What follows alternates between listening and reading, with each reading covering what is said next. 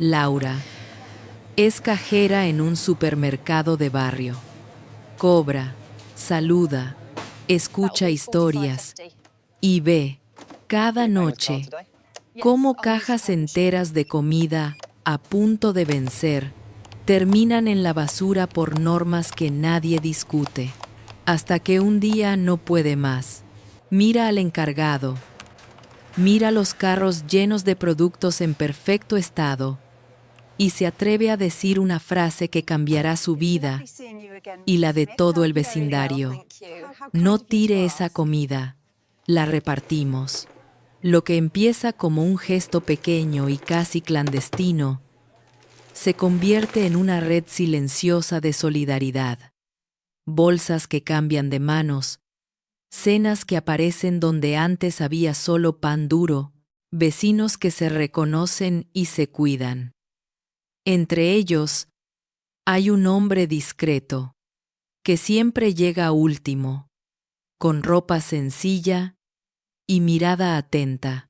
Nadie imagina que ese vecino más es, en realidad, un filántropo con recursos suficientes para cambiarlo todo. Cuando la iniciativa de Laura se ve amenazada por reglas, miedos y burocracia, la verdad sobre él saldrá a la luz, y el destino de la comida y del barrio entero ya no será el mismo. A veces, una bolsa de comida a tiempo es la diferencia entre una cena vacía y la certeza de que a alguien todavía le importas. El pitido de las cajas registradoras era como un reloj extraño que marcaba el ritmo de la tarde. Pip, pip, pip. Sobre la cinta pasaban litros de leche, paquetes de arroz, galletas, frutas, detergentes, gente con prisa, gente distraída, gente con el celular pegado a la oreja. Y en medio de todo, Laura. Llevaba 5 años trabajando como cajera en el Superbarrio Norte, un supermercado de una cadena mediana que se había instalado en aquella zona hacía ya una década. Tenía 33 años. Una coleta que se recogía cada mañana casi en automático. Unas manos rápidas. Y unos ojos que registraban mucho más que los códigos de barras. Buenas tardes. ¿Bolsa grande o pequeña? Preguntaba con una sonrisa que, por costumbre, se había vuelto casi mecánica, pero que en el fondo se resistía a perder calidez. Había aprendido a reconocer a los clientes por sus compras. La señora Pilar, que siempre llevaba una sola lata de atún, un pan pequeño y una manzana. El señor 3x2, que aprovechaba cada promoción, aunque no la necesitara. Los estudiantes que compraban fideos instantáneos. Y lo más barato de todo, las madres que hacían cuentas en voz baja, como si sus hijos no pudieran oír el cálculo de cada moneda. Detrás de Laura, una pared de cristal dejaba ver el almacén. A veces, en los minutos muertos, ella miraba de reojo hacia adentro. Veía cajas apiladas, personal moviendo carritos con productos que no llegarían a las estanterías. Fecha próxima a vencer, retirar del lineal. Merma, decían las etiquetas. Al principio, cuando entró a trabajar, no le dio importancia. Eran normas, procedimientos. Pero con el tiempo, empezaron las preguntas silenciosas. ¿De verdad todo eso se tiraba? ¿No se podía hacer algo? En aquel mismo barrio, personas que llegaban al súper con la cartera casi vacía, una tarde de martes, mientras el sol caía y la cola de la caja se hacía más grande, vio entrar a doña Marta. Venía siempre los primeros días del mes, cuando le ingresaban la pensión. Ese día era diferente. Era día 27. Traía la bolsa de tela plegada, las manos juntas, la mirada un poco más baja. «Hola, Laurita», saludó la mujer, intentando sonar alegre. Laura miró lo que puso sobre la cinta: una bolsa de arroz, 2 tomates, un paquete de salchichas en oferta. Nada más. ¿Eso es todo hoy, doña Marta?, preguntó, con tono suave. Sí, hija, sí. Es que, bueno, ya casi llega el mes que viene. Y el médico me cambió las pastillas, están carísimas, respondió, intentando restarle importancia. Laura asintió, apretando los labios. Pasó los productos, sumó. Lo que vio en el pequeño visor la hizo fruncir el ceño. Dijo la cifra en voz baja, consciente de que doña Marta estaba contando monedas en su mano arrugada. «Ay, me pasé», murmuró la mujer, incómoda. «Quita los tomates, cariño». Laura quiso decir: «No se preocupe, yo los pago», pero sabía que no podía hacerlo siempre. Y también sabía algo más. A doña Marta le dolería aceptar. Había en ella una dignidad que no quería confundirse con lástima. «¿Seguro?», preguntó, buscando una salida. «Seguro, hija», respondió Marta. Laura terminó la operación, le entregó el ticket y la bolsa, y vio cómo la mujer se alejaba, caminando despacio, sosteniendo la compra como si llevara un pequeño tesoro. Respiró hondo. Siguió trabajando. Bip, bip. Pero la imagen de los tomates quedándose allí, sobre la cinta, y la de las cajas llenas de comida que había visto esa mañana en el almacén, no se le iba de la cabeza. Al final del turno, dejó la caja. Pasó por la pequeña oficina donde el encargado, el señor Robles, miraba informes en la pantalla. «¿Robles?», llamó, asomando la cabeza. «¿Puedo preguntarle algo?».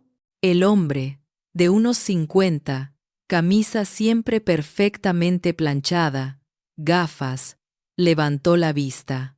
«Dime, Laura, pero rápido, que tengo la reunión con Regional». «Bueno», empezó ella, vacilando. «Es sobre la comida que retiramos de las estanterías. Lo que está a punto de vencer, pero todavía está bien. ¿Qué se hace con eso al final?». Robles hizo una mueca. «Procedimiento», respondió. «Se registra como merma y se desecha. Es política de la empresa. Ya lo sabes». «Sí, pero», insistió Laura. «¿Desechar como tirarla?». «Como tirarla», sí, confirmó él. «No podemos venderla, no podemos regalarla. Tema de responsabilidades, de sanidad, de abogados. Mejor no complicarse. Mejor no complicarse». La frase le cayó pesada. Se quedó un segundo en silencio, sintiendo una mezcla de rabia y tristeza. «Es que hay gente en el barrio que no llega», a fin de mes se atrevió a decir. «Lo veo todos los días. Me pregunto si no habría forma de, no sé, que esa comida llegara a ellos». Robles chasqueó la lengua. «Laura, no me metas en líos», respondió, ya algo molesto. «Yo también veo lo que tú ves, pero aquí hay normas. Bastantes problemas tengo ya como para que venga Sanidad, porque alguien se intoxicó con un yogur que regalamos. La comida se tira. Punto». Ella agachó un poco la cabeza. «Entiendo», murmuró. Volvió a los vestuarios. Se cambió. Guardó su uniforme. Antes de salir, pasó de nuevo por el almacén. Había un palé con cajas llenas de yogures, pan de molde, latas con pequeñas abolladuras, paquetes de pasta con la esquina rota del plástico. todo perfectamente comestible. Un empleado más joven, Danny, estaba anotando algo en una tablet. ¿Eso también se va a tirar?, preguntó Laura, señalando las cajas. Sí, todo esto va al contenedor grande de atrás, respondió él. Lo de siempre, ¿no? Laura sintió un impulso que no había sentido nunca antes. Le ardieron las mejillas. No tire esa comida, soltó, casi sin pensar. La repartimos. Danny la miró, desconcertado. Ira, Laura, pero ¿cómo que la repartimos?, preguntó. Ella notó cómo el corazón le latía fuerte. Yo me encargo, dijo. Después de mi turno, puedo hablar con algunos vecinos. Con el centro de día. Lo organizamos. Nadie tiene por qué saberlo. Pero al menos, que no acabe en la basura. El chico dudó. Si nos pillan, me cae a mí también, susurró. Laura lo miró a los ojos. Si nos pillan, digo que fue idea mía, respondió. Pero no puedo seguir viendo esto y hacer como que no pasa nada. Se quedó un segundo en silencio. No tenía un plan detallado. No sabía cómo lo haría. Solo tenía esa frase clavada en el pecho. No tire esa comida, la repartimos. Y detrás de ella, el rostro de doña Marta, de tantas otras personas que había visto apretar monedas en la caja. Esa noche, por primera vez, se llevó una caja, no para ella, se había jurado. La dejó en el maletero de su coche, un coche viejo, y manejó hacia una calle cercana donde sabía que varias familias estaban pasando un mal momento. Se sentía nerviosa, casi como si estuviera haciendo algo ilegal. En el fondo lo era un poco. No había pedido permiso, no había formularios, no había sello de ningún lado. Solo estaba su conciencia y el chirrido de las ruedas del carro de supermercado en el estacionamiento de atrás. Mientras tocaba el primer timbre, con la caja en las manos, una idea empezó a germinar. Quizá ese pequeño acto no iba a cambiar el mundo, pero sí podía cambiar la noche de alguien, y, con suerte, algo también dentro de ella. Lo que todavía no sabía era que en esa misma calle, detrás de una ventana con luz tenue, alguien la estaba observando con curiosidad. Un hombre de unos 40 y tantos, de mirada tranquila y ropa sencilla, que se preguntó por qué una cajera del súper estaba repartiendo cajas de comida a esa hora. Su nombre era Andrés. Nadie del supermercado lo conocía, pero él sí conocía mucho más de ellos de lo que aparentaba. Y aquel gesto de Laura, caminando de puerta en puerta, con una caja en las manos, iba a encender en él una decisión que llevaba tiempo postergando. Al día siguiente, Laura se levantó con ojeras, pero con una energía extraña. La noche anterior había sido larga. Había tocado 3 timbres. Había recibido 3 miradas incrédulas y 3 agradecimientos que todavía le resonaban. La primera puerta la había abierto Rosa, una mujer de unos 30, con 2 niños pegados a las piernas. Al ver la caja, su reacción fue de desconfianza. ¿Y esto?, preguntó. ¿Cuánto cuesta? Nada, respondió Laura torpe. Trabajo en el súper. Esta comida iba a ir a la basura. Está perfectamente bien, solo que pronto vence. Pensé que quizá les venía bien. Rosa la miró como si aquello fuera una broma cruel.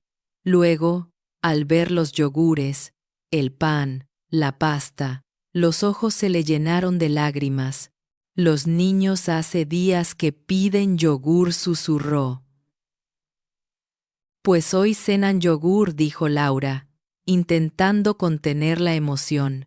En la segunda casa, un hombre mayor, viudo, recibió la caja con manos temblorosas. En la tercera, una pareja joven se miró, orgullosa, antes de aceptar. Solo por esta vez, dijo él. No queremos acostumbrarnos a que nos regalen comida. No es un regalo, respondió Laura, buscando las palabras correctas. Es evitar que se desperdicie. Ustedes me hacen un favor aceptándola. Aquella frase, sin saberlo, fue la primera norma no escrita de lo que vendría después. No caridad humillante, sino rescate de comida, rescate de dignidades. Ahora, de camino al trabajo, Laura repasaba mentalmente los rostros, los nombres. Entró al súper. Se puso el uniforme. Saludó a Dina en la panadería, a Miguel en frutería. Se colocó en su caja. ¿Te ves distinta?, comentó una compañera. Sonia, ¿te pasó algo? Laura dudó un segundo. Anoche me llevé una caja de comida que iban a tirar, confesó en voz baja. La repartí en el barrio. Sonia abrió los ojos como platos. Estás loca, dijo. Te puedes meter en un lío. Lo sé, respondió Laura. Pero no puedo hacer como que no veo. Durante el turno, se fijó aún más de lo habitual en las compras pequeñas, en los tickets que apenas llegaban a fin de billetes, en las miradas esquivas cuando decía el total. Algo dentro de ella había cambiado. Ya no veía solo clientes. Veía historias de fondo. Al finalizar la jornada, se acercó de nuevo al almacén. Dani estaba allí, esta vez con otro compañero. ¿Qué hacemos hoy con estas cajas, jefa?, preguntó él. Medio en broma, medio en serio. Ella lo miró. Si no les importa, dijo, podemos repetir. Pero esta vez, mejor lo organizamos. Se sentaron unos minutos, apoyados en unas cajas de cartón, como si estuvieran conspirando. Miren, el barrio está lleno de gente que necesita, pero tampoco quiero que esto se convierta en un caos, explicó Laura. Podemos hacer unas listas discretas, hablar con la parroquia, con el centro de salud, con la asociación de vecinos, que nos digan a quién le vendría bien una bolsa de comida y en qué cantidad. ¿Y quién reparte?, preguntó el otro chico. Al principio, yo, respondió ella. Luego, si alguien más se apunta, hacemos turnos. Dani la observó, admirado. Nunca te había visto así, dijo. Pareces, no sé, jefa de algo grande. Laura rió, restándole importancia. Solo soy cajera, replicó. Pero si desde la caja puedo evitar que la comida termine en un contenedor, algo es algo. Las primeras semanas fueron casi artesanales. Al finalizar la jornada, Laura y dos compañeros separaban los productos que no se podían vender, pero estaban en buen estado. Preparaban bolsas intentando que fueran equilibradas. Algo de proteína, algo de carbohidrato, algo de fruta si se podía. Las marcaban con un rotulador. Familia 1, familia 2, abuelo solo, madre con niños. Algunas noches, el reparto lo hacía Laura sola, con el coche. Otras, se le unía Sonia. Siento que estoy en una película, bromeaba la amiga. Pero, una de las buenas. En cada puerta que tocaban, repetían la misma explicación. Es comida que iba a ser desperdiciada. No ofrecían discursos de bondad, no citaban a la empresa, no hablaban de pobrecitos, presentaban el gesto como algo lógico, casi técnico, mejor en una mesa que en un basurero. En uno de esos repartos, se encontraron por primera vez con él. Era una noche fría. Habían dejado ya 3 bolsas y les quedaba una por entregar. El destinatario era piso 4B, una dirección que les habían dado en la asociación de vecinos. Hombre que vive solo. Parece que lo está pasando mal, pero no pide nada. Subieron las escaleras. En el 4B, la puerta estaba entreabierta. Laura dudó y llamó suavemente. ¿Sí? Se oyó desde dentro. La puerta se abrió un poco más, dejando ver a un hombre de mediana edad. Barba de varios días pero cuidada, sudadera gris, pantalón vaquero. Parecía más cansado que descuidado. Buenas noches, saludó Laura. Perdona que vengamos a estas horas. Venimos del súper de la esquina. A veces nos queda comida que no se puede vender, pero está bien. Nos dieron tu dirección. Pensamos que, quizá, él la miró con una mezcla de sorpresa y prudencia. ¿Y cuánto tengo que pagar por eso?, preguntó. Nada, respondió Laura, con la frase ya ensayada. Es comida que iba a ir a la basura. Lo único que te pedimos es que la uses, que no se desperdicie. El hombre la sostuvo la mirada unos segundos. Tenía unos ojos claros, atentos. Parecía estar calculando algo, pero no relacionado con dinero. ¿Cómo te llamas?, preguntó él. Laura respondió. Soy cajera en el súper. Yo soy Andrés, dijo, abriendo la puerta del todo. Pase. Por favor. Déjame al menos traer unas bolsas. El piso era sencillo, pero ordenado. No se veía lujo, pero tampoco abandono. En la mesa había papeles, una libreta llena de anotaciones y un portátil abierto, con la pantalla encendida en una hoja de cálculo. No tienes pinta de necesitar ayuda, comentó Sonia, sin mucha sutileza. Apenas él volvió con unas bolsas reutilizables. Andrés sonrió apenas. La necesidad no siempre se ve, respondió. Pero gracias por preocuparse. Laura le tendió la bolsa. Si algún producto está cerca de vencerse, está señalado, explicó. Es para que lo uses antes. Y si algún día conoces a alguien que lo necesite más que tú, también puedes pasarle una parte. Andrés asintió, mirando el contenido. No se preocupen, dijo. Nada de esto va a terminar en la basura. Lo prometo. Cuando salieron del edificio, Sonia comentó en voz baja. Este no es como los demás. No sé. Algo raro tiene. ¿Raro cómo?, preguntó Laura. No sé, respondió. Sus manos. Las manos dicen mucho. No son manos de alguien que la esté pasando mal en el sentido clásico. Están cuidadas. ¿Viste? Y ese portátil que tenía. Era caro. Laura se encogió de hombros. Mientras la comida se use, me da igual quién sea, dijo. A lo mejor ayuda a otros sin decirlo. No sabía cuán literal era esa frase. Con el tiempo, la pequeña red empezó a expandirse.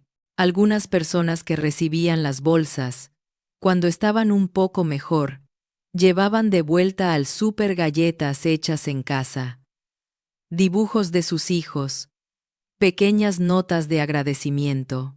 Una tarde, Rosa llegó a la caja de Laura con una bandeja envuelta en papel aluminio. Es tortilla de patatas, dijo, sonrojada. No es gran cosa, pero quería daros las gracias. Laura se emocionó. Si empezamos a devolver todo lo que nos das con comida, No nos van a cerrar la dieta, bromeó Dani. Poco a poco, el ambiente del súper cambió. Entre los empleados se hablaba de las bolsas de Laura, con una mezcla de orgullo y miedo. Se sentían parte de algo bueno, pero sabían que, si los jefes se enteraban, podía haber problemas. Andrés, por su parte, se convirtió en una figura discreta en la red. A veces iba al súper a comprar cosas básicas y pasaba por la caja de Laura. Gracias por lo que haces, le decía, bajito. No es solo cosa mía, respondía ella. Somos varios. Sí, replicaba él. Pero siempre hay alguien que enciende la primera chispa. Nadie sabía mucho de su vida. Resumía su existencia en frases cortas. Trabajo desde casa. Colaboro con algunos proyectos. Estoy reordenando prioridades. Nunca hablaba de dinero, ni de apuros, ni de lujos. Solo preguntaba mucho. Por el barrio, por la gente, por la cantidad de comida que se tiraba. ¿Tienes idea de cuántos kilos de comida rescatan por semana? Le preguntó un día. Laura se quedó pensando. No lo sé exactamente, admitió. Lo hacemos de forma casera. Pero sé que son muchas bolsas. Andrés sacó de su mochila una libreta. ¿Te molestaría si empezamos a apuntarlo?, propuso. Cantidades, tipos de productos, cuántas familias reciben. Puede ser útil. Para mejorar. Para defender lo que haces. Si algún día te piden explicaciones. Laura lo miró, sorprendida por la claridad de esa idea. No había pensado en eso, confesó. Solo quería que no se tirara nada. A veces, para que los actos de bondad sobrevivan, hay que darles números que hablen por ellos. Respondió Andrés. Desde entonces, se convirtió en el contador silencioso de la red. No solo recibía una bolsa de vez en cuando, también ayudaba a transformar aquel gesto impulsivo en algo más estructurado. Les enseñó a registrar datos básicos, a hacer listas ordenadas, a rotar las entregas para que nadie se sintiera olvidado. Laura empezó a notar cosas que antes se le escapaban, cómo en las semanas de lluvia aumentaba la demanda, cómo en fines de mes las colas en su caja eran más largas, pero las compras más pequeñas. Empezó a entender que detrás del escaparate de ofertas y carteles de colores se escondía un mapa completo de carencias. Lo que ninguno de ellos sabía era que ese mapa iba a ser clave muy pronto, porque, como casi siempre ocurre, cuando algo bueno crece en silencio, termina llamando la atención de alguien que no está preparado para entenderlo. El primer susto llegó en forma de correo electrónico. Robles entró un lunes al súper con el ceño fruncido. Ni siquiera saludó a todos como solía hacer. Se encerró en la pequeña oficina y, al cabo de unos minutos, llamó por el altavoz interno. Laura, por favor, acércate a la oficina. El corazón de ella dio un salto. Miró a Sonia, que le devolvió una mirada cargada de incertidumbre. ¿Crees que se enteró?, susurró la amiga. No lo sé, respondió Laura. Pero si se enteró, es momento de dar la cara. Entró en la oficina. Robles estaba frente al monitor, con un documento abierto. Siéntate, dijo. Seco. Ella obedeció. Me ha llegado un correo de la central, empezó él. Al parecer, alguien ha estado llevando comida del almacén sin seguir el protocolo de merma. Laura sintió que se le secaba la boca. ¿Alguien?, repitió, intentando ganar unos segundos. Los chicos del almacén dicen que has sido tú quien lo pidió, continuó Robles. Que tú les dijiste, no tiren esa comida, La repartimos. ¿Es cierto? Ella miró sus manos. Luego lo miró a los ojos. Sí, respondió. Es cierto.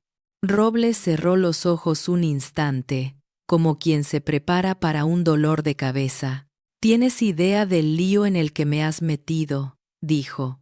¿Y en el que te has metido tú? Esto no es un juego, Laura. Hay normas. Si alguien se enferma, ¿quién responde? ¿Tú? ¿Yo? Nadie se ha enfermado, contestó ella.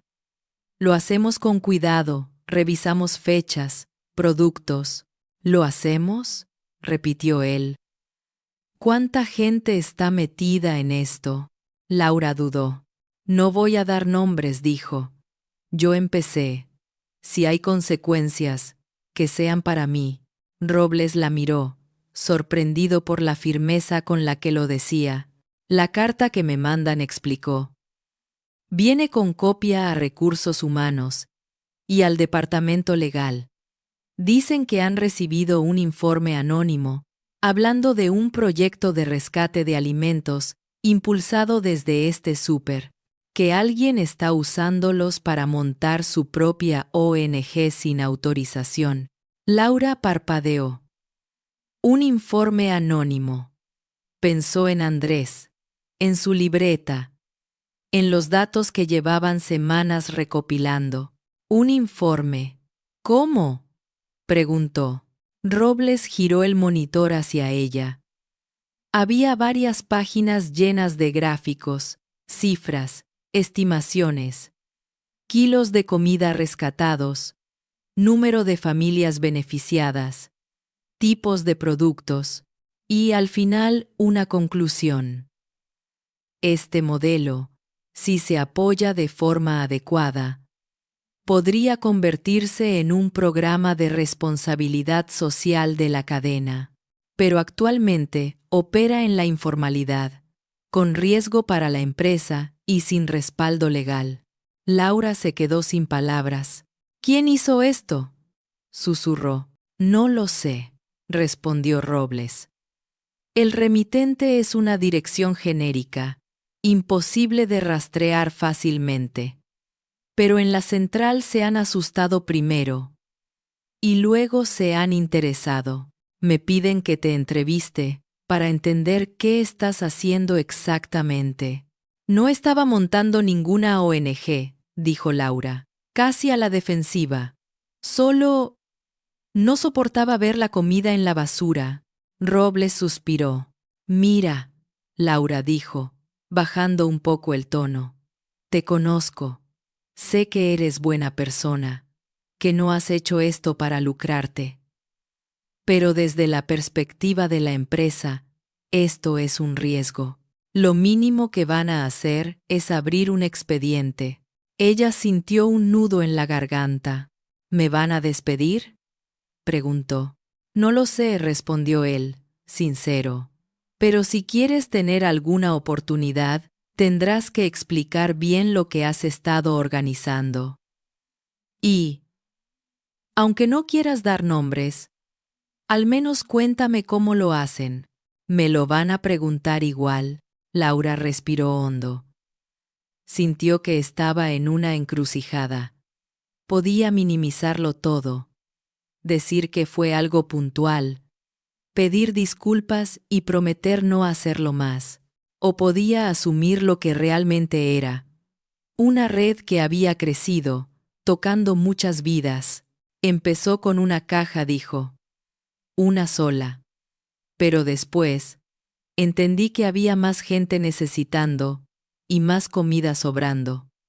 Hablé con el centro de día, con la asociación, con la parroquia. No lo hice para dejar bien a la empresa. Lo hice porque era lo humano. Robles tomó notas, incómodo. En el fondo, algo de lo que decía Laura le resonaba. Él también había visto productos en perfecto estado irse al contenedor. También había sentido ese pinchazo de injusticia, pero se había acostumbrado a callarlo. Te van a citar en la central, anunció. Quieren escucharte. Será la semana que viene. ¿Y mientras tanto? Preguntó ella. Mientras tanto, te pido que suspendas cualquier tipo de reparto, respondió. No quiero más combustible para el fuego. Laura sintió que esa frase le atravesaba el pecho. Suspenda. Parecía una orden neutra, pero en su interior se escuchó como abandona. ¿Y qué les digo a las familias? Preguntó. Esta semana esperan las bolsas. Robles se encogió de hombros. Diles la verdad, dijo. Que no se puede. Que la empresa no lo autoriza. Ella salió de la oficina con una sensación de derrota. En la caja, sus manos seguían pasando productos, pero su mente estaba en las puertas que tendría que tocar para decir, lo siento, por ahora no habrá bolsa. Esa tarde, al terminar el turno, encontró a Andrés en la puerta del súper. No llevaba bolsa, ni carrito. Solo estaba allí, como esperándola. Me imagino que te llamaron, dijo él, sin rodeos. Laura lo miró, cansada. ¿Fuiste tú el del informe? Preguntó, con una mezcla de gratitud y reproche. Sí, respondió Andrés, sin esquivarlo. Creí que si veían el alcance real de lo que haces, podrían apoyarlo. Pensé que, si lo presentábamos con números, lo verían como una oportunidad, no como un problema. Pues de momento lo ven como un problema, dijo ella. Han suspendido los repartos. Me van a citar en la central. Pueden despedirme. Andrés apretó los labios. No era mi intención ponerte en peligro, dijo. Quise protegerte, darle forma a lo que ya existía. A veces siento que no entiendes desde dónde hago esto, respondió Laura. Tú hablas de programas, de responsabilidad social, de modelos replicables. Yo solo veía a la señora que devolvía los tomates porque no le alcanzaba. Andrés la escuchó en silencio. Te entiendo más de lo que crees, dijo finalmente. Pero es verdad que vengo de otro sitio. Y que tengo herramientas que quizá tú no. Déjame ayudarte. ¿Cómo? Preguntó ella, con escepticismo. Estaré en esa reunión, respondió. De algún modo. No puedo explicarte todo hoy. Solo te pido que cuando te pregunten por qué haces lo que haces, no recortes la verdad para que sea más vendible. Di lo que viste, a quién miraste a los ojos, qué sentiste. Laura lo observó, intentando descifrar quién era en realidad ese hombre, al que una asociación de vecinos había descrito simplemente como vive solo. Parece que lo está pasando mal. ¿Quién eres tú, Andrés? Preguntó. No esa versión, trabajo desde casa. La de verdad. Él dudó. Alguien que se cansó de poner su nombre en placas de donaciones donde nunca pisó el lugar que decía ayudar, respondió. Alguien que decidió bajar del escenario y sentarse en la última fila. Por ahora, quiero quedarme ahí. La respuesta la desconcertó, pero no quiso presionarlo más. Los días siguientes fueron raros. Laura seguía trabajando en la caja, pero el flujo de bolsas salvadas se detuvo. Recibió miradas interrogantes de quienes habían aprendido a contar con ellas. ¿Ya no? Preguntó Rosa. Un viernes. Por ahora no, respondió Laura. La empresa está revisando cosas, pero no es un no definitivo. Es un esperemos. En casa, por las noches, repasaba mentalmente lo que diría en la reunión. Tenía miedo, sí, pero también una certeza. Si iba a perder su trabajo por decir la verdad, al menos que esa verdad sirviera para algo. Mientras tanto, en otro lado de la ciudad, Andrés se preparaba a su manera. Cerraba carpetas, buscaba documentos, abría correos con nombres importantes, porque el filántropo oculto, ese que se escondía detrás de un piso sencillo y ropa sin logo, estaba a punto de dejar de ser tan invisible. El edificio de la central estaba en una zona moderna, con fachadas de vidrio y cafeterías de diseño en la planta baja. Laura se sentía fuera de lugar desde que bajó del autobús. Miraba a la gente entrar con trajes impecables, credenciales colgando del cuello, maletines. Ella llevaba su mejor camisa. Esos vaqueros que solo se ponía cuando quería arreglarse, y unas manos sudorosas apretando su bolso. Al entrar, la recepcionista sonrió de forma profesional. «Buenos días, ¿nombre?», preguntó. Laura González respondió, «Cajera del Super Barrio Norte. Tengo una reunión». La mujer tecleó algo. Asintió. «Sala 3. Planta 2», indicó. «La están esperando». En el ascensor, Laura se vio reflejada en el espejo y casi no se reconoció, no por la ropa, sino por la mezcla de miedo y determinación en los ojos.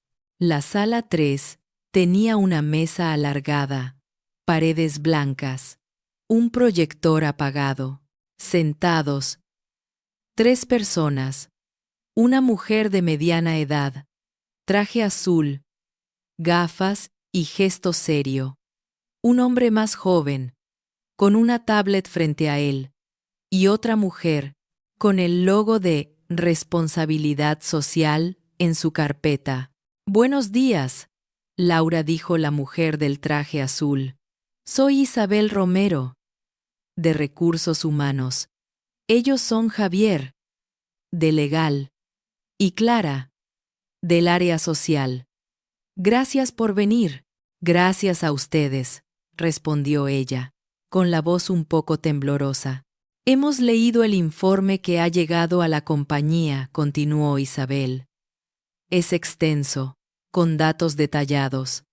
Habla de un supuesto proyecto de rescate de alimentos que tendría origen en tu tienda. Queremos escucharte antes de tomar cualquier decisión». Laura tragó saliva. Miró el informe impreso sobre la mesa.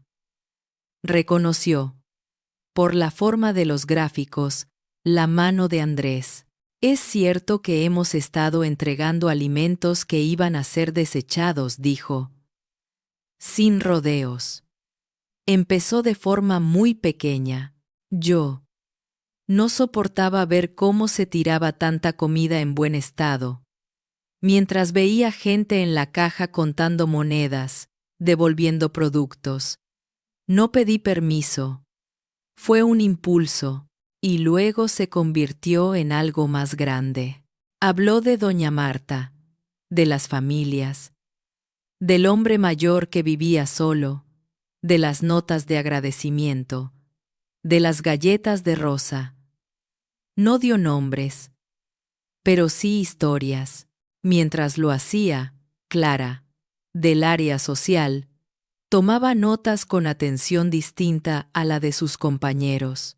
«¿Cobraste alguna vez dinero por estas entregas?», preguntó Javier, el de Legal. Nunca respondió. Ni yo, ni nadie del equipo. Al contrario, a veces pusimos algo de nuestro bolsillo para completar bolsas. ¿Tenían algún protocolo de seguridad alimentaria?, insistió él. Revisábamos fechas, estados de los envases, olores. Lo hacíamos lo mejor que podíamos con lo que sabíamos, respondió Laura. No somos técnicas. Lo sé.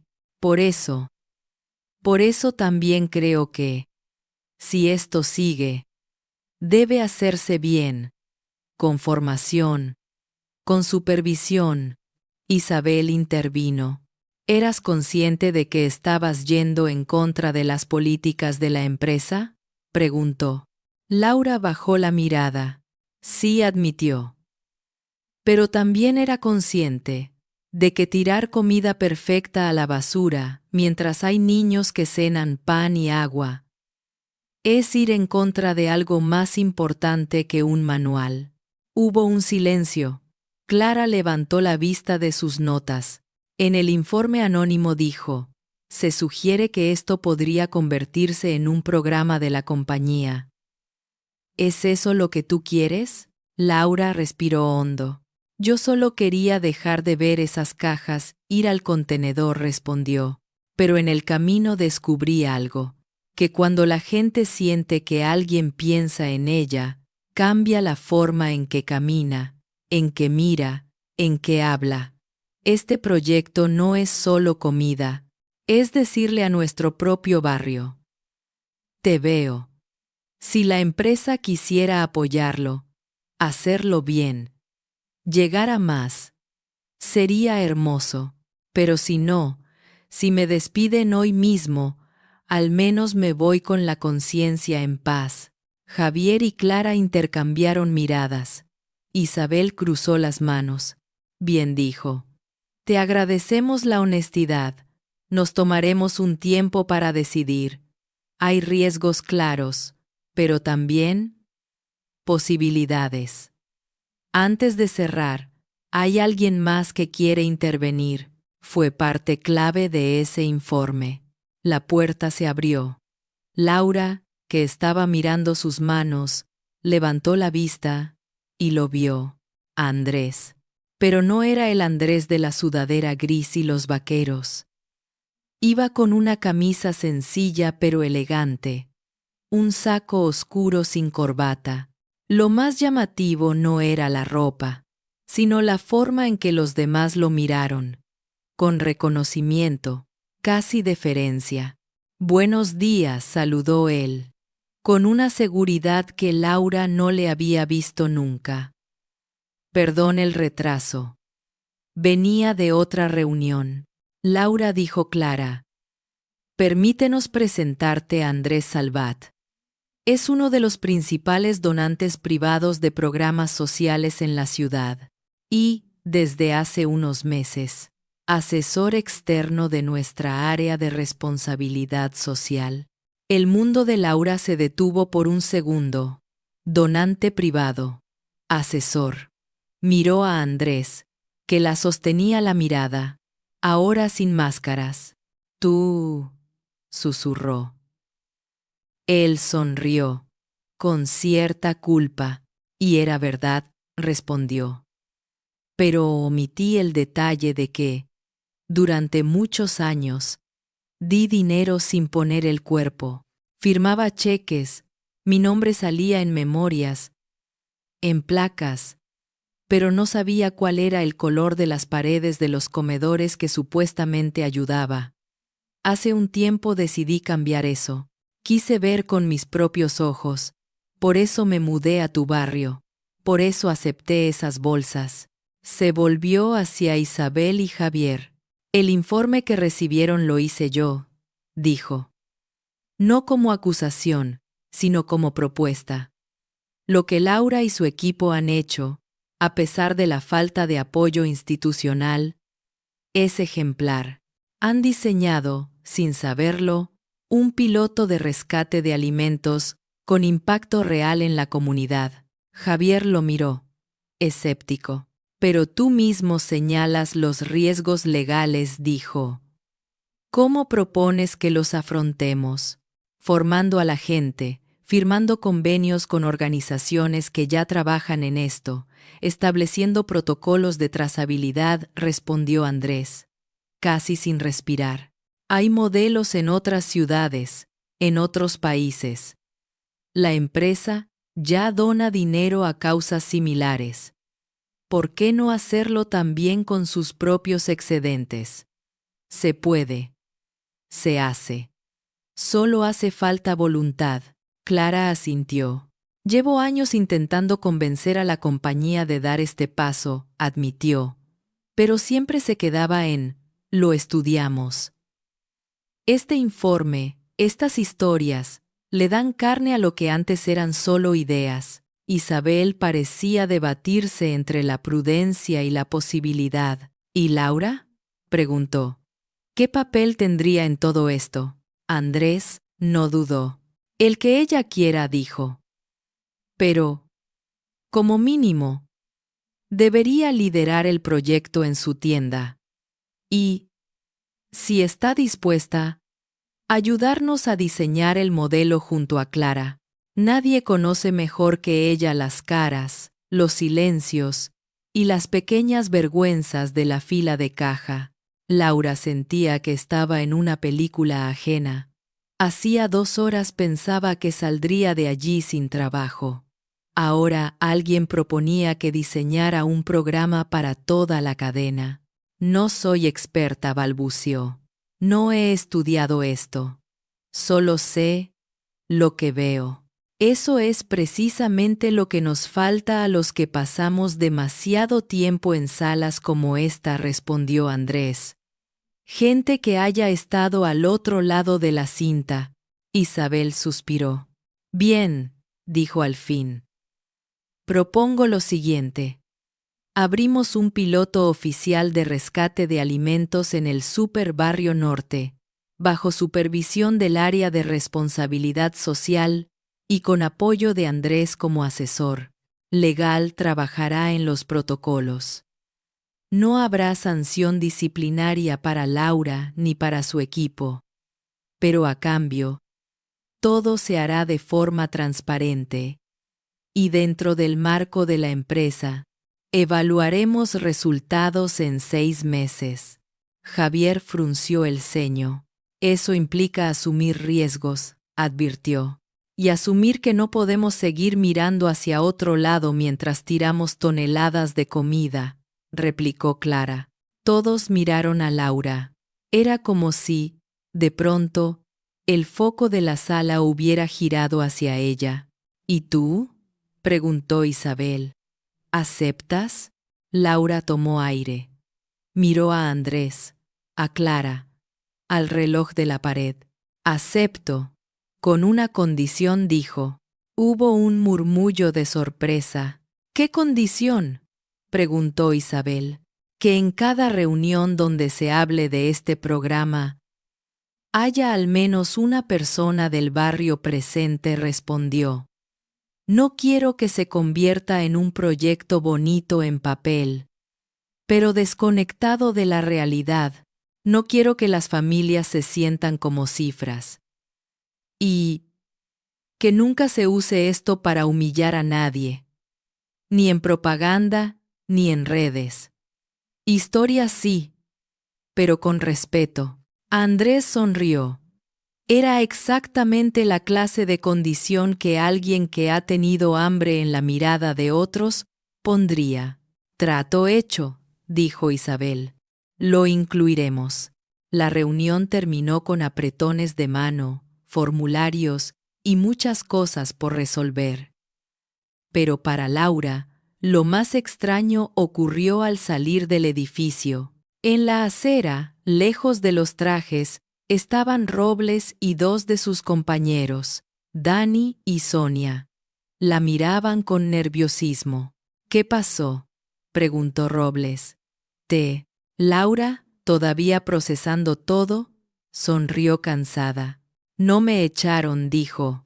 Vamos a montar esto bien. Con su ayuda. Si quieren. Dani soltó un suspiro exagerado. Te juro que ya estaba pensando en irme contigo a repartir cajas por mi cuenta. Bromeó. Sonia la abrazó fuerte. Sabía que algo bueno iba a salir de esto, murmuró. Eres muy cabezota para que no. Andrés salió detrás de ellos. Robles, al verlo, se puso casi firme. Señor Salvat. Saludó, respetuoso. Laura lo miró, sorprendida. ¿Así que también eres señor Salvat aquí?, preguntó. Eso parece, respondió él, con una pequeña sonrisa. Pero tú puedes seguir llamándome solo Andrés. o el pesado de las planillas, como prefieras. Caminaron juntos hasta la parada de autobús. ¿Por qué te escondiste?, preguntó Laura, ya más calmada. Andrés se tomó un momento, porque cuando la gente sabe que tienes dinero, es difícil saber si te sonríe a ti o a tu cartera, dijo. Porque me harté de entrar en barrios como el tuyo, solo en fotos de informes. Porque quería sentir qué se siente estar en la fila, no patrocinando la fila desde un despacho. La miró. Y, sobre todo, porque necesitaba encontrar a personas como tú, antes de decidir en qué quería invertir de verdad el resto de mi vida. Laura lo escuchó, en silencio. Nunca se había imaginado que, detrás de ese vecino con mirada tranquila, había un hombre con recursos capaces de multiplicar lo que empezaron con un solo carro de supermercado. En ese cruce de caminos, entre el mundo de las cajas registradoras y el de las mesas de consejo, nació algo nuevo, un compromiso compartido, un filántropo que renunciaba a ser solo un nombre en un folleto y una cajera que dejaba de verse a sí misma como solo cajera. 6 meses después, el superbarrio norte parecía el mismo desde la calle. Mismos colores, mismos carteles de oferta, mismas puertas automáticas que se abrían y cerraban todo el día, pero por dentro, algo esencial había cambiado. En el pasillo del fondo, donde antes solo había un acceso al almacén, ahora había un pequeño cartel discreto. Programa de rescate de alimentos. Nadie se queda sin cena. A su lado, un documento plastificado explicaba, en lenguaje claro, que parte de la comida próxima a vencerse sería donada a familias del barrio a través de asociaciones locales. Dentro del almacén, ya no se veían cajas enteras dirigidas al contenedor. Había una zona específica, con estanterías y neveras, etiquetada como rescate. Todo estaba ordenado. Productos clasificados, fechas claras, listas de destinatarios. Técnicos de sanidad habían pasado, revisado, aprobado. No era perfecto, pero era seguro. Laura recorría ese espacio con una mezcla de orgullo y humildad. Saludaba a los voluntarios de la asociación, revisaba listas, ajustaba con el equipo. Hoy tenemos más fruta de lo habitual, comentó Dani. El camión trajo de más y no se vendió toda. Perfecto, respondió ella. Hay niños que hace semanas no ven un plátano en su merienda. Clara, del área social, venía una vez por semana a seguir de cerca el piloto. A veces la acompañaba gente de otras tiendas, enviados para aprender. Esta es Laura, decía ella, cada vez que presentaba. Ella empezó todo. Laura se sonrojaba siempre. No lo empecé sola, corregía. Lo empezamos los que nos cansamos de mirar para otro lado. En el barrio, las cosas también habían cambiado.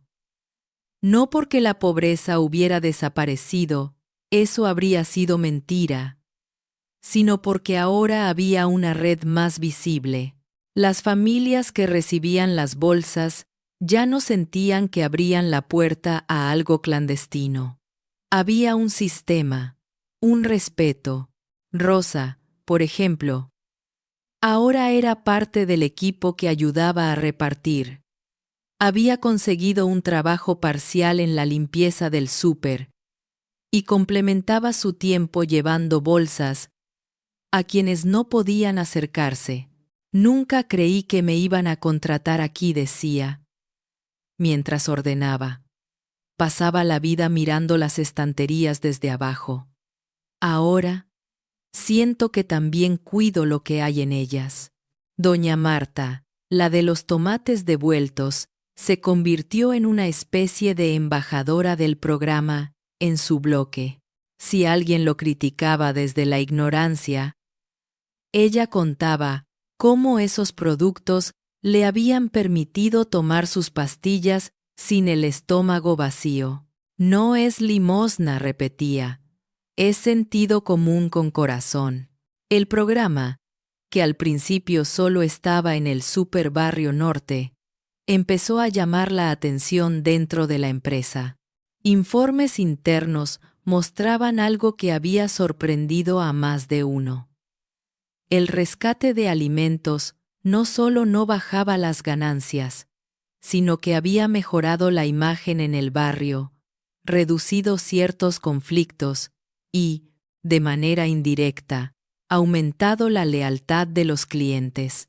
La gente siente que el súper es parte de su comunidad, no solo un lugar donde dejan dinero, explicaba Clara en una presentación interna.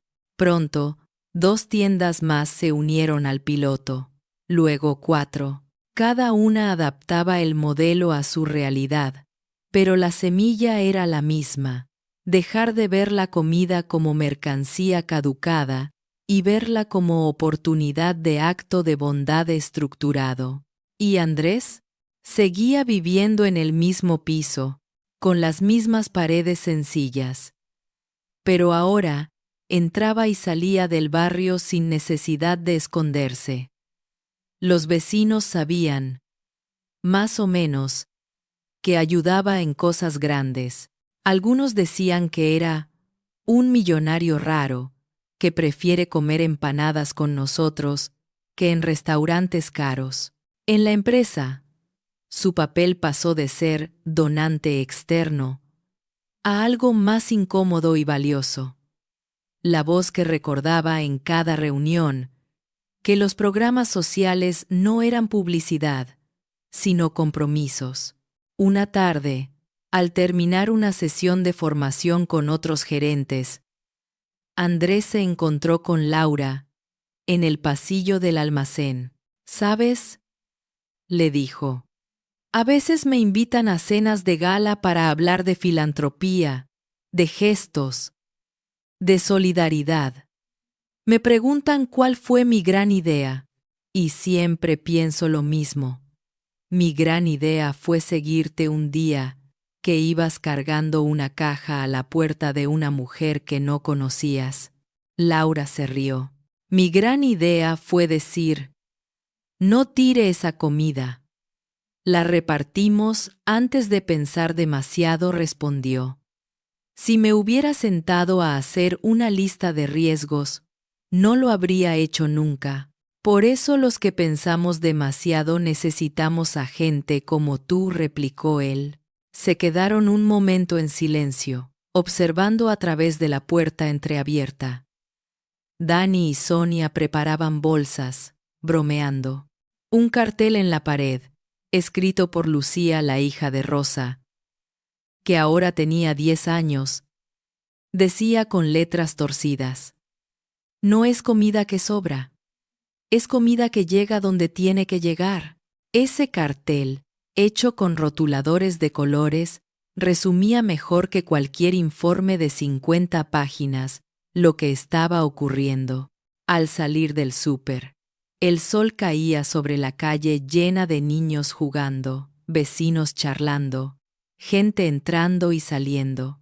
Laura miró a su alrededor y sintió algo que no tenía que ver con cargos, ni con títulos. Pertenencia. Recordó la primera vez que vio aquellas cajas destinadas a la basura.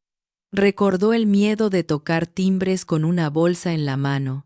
Recordó la oficina de la central, las caras serias, la entrada de Andrés con otra piel. Recordó, sobre todo, las miradas de las personas que habían encontrado una cena donde esperaban solo resignación. A veces pensó en voz baja. La diferencia entre sentirse sobrante y sentirse parte de algo está en qué hace alguien con la comida que les sobra. Desde una ventana, Doña Marta la llamó. Laurita, hija. Sube luego a tomar un café, gritó. Y trae ese amigo tuyo, el señor filántropo. Quiero que pruebe mi bizcocho. A ver si con tanto donar se ha olvidado de comer. Laura y Andrés se miraron, riendo. Eso sí que no, dijo él. Si hay algo que he aprendido de todo esto, es que la filantropía sin mesa compartida se queda coja. Caminaron por la calle que tantas noches había sido testigo de repartos silenciosos. Ahora, esas mismas aceras eran escenario de algo más amplio. Vecinos que se saludaban por nombre, trabajadores del súper que no solo eran los de la caja, sino parte de una historia común. En algún lugar de la ciudad, en una oficina de diseño, alguien trabajaba en un nuevo folleto que la empresa pensaba lanzar. Compromiso con el barrio, rescate de alimentos, historias que importan. Andrés había revisado ya varios borradores, borrando frases grandilocuentes, corrigiendo fotos que mostraban a gente con cara de pena. No queremos convertir esto en espectáculo, había dicho. Queremos que la gente se vea con dignidad, no como destinataria de favores. En la portada aún no había una imagen definitiva.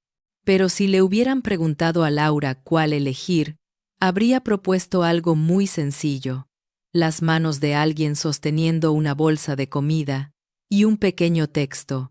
Aquí nadie es basura, ni la gente ni la comida, porque eso era, en el fondo, lo que había aprendido, que los actos de bondad cotidiana no son grandes discursos, sino decisiones mínimas, repetidas una y otra vez, que una cajera que se atreve a decir, no tire esa comida, puede terminar cambiando los protocolos de toda una empresa, y que un filántropo, que se baja de los escenarios y se sienta en la última fila, puede encontrar el sentido de su dinero y de su vida. Y cada vez que, al final del día, una caja que antes habría ido directa al contenedor, se convertía en una cena, en un desayuno, en un hoy comemos mejor. El barrio entero encendía una lucecita invisible, una lucecita que decía, bajito pero firme: aquí nos cuidamos. Aquí nada que pueda alimentar se tira. Aquí, la bondad cotidiana tiene turno fijo y nunca llega tarde. Si esta historia tocó tu corazón, ayúdanos a llevar más gestos de bondad al mundo. Suscríbete a Historias que Sanan, deja un me gusta y comparte este video con alguien que lo necesite hoy. Cuéntanos en los comentarios, ¿qué pequeño gesto cambió tu día o tu vida? Si quieres apoyar más historias y espacios solidarios, únete como miembro del canal. Gracias por estar aquí.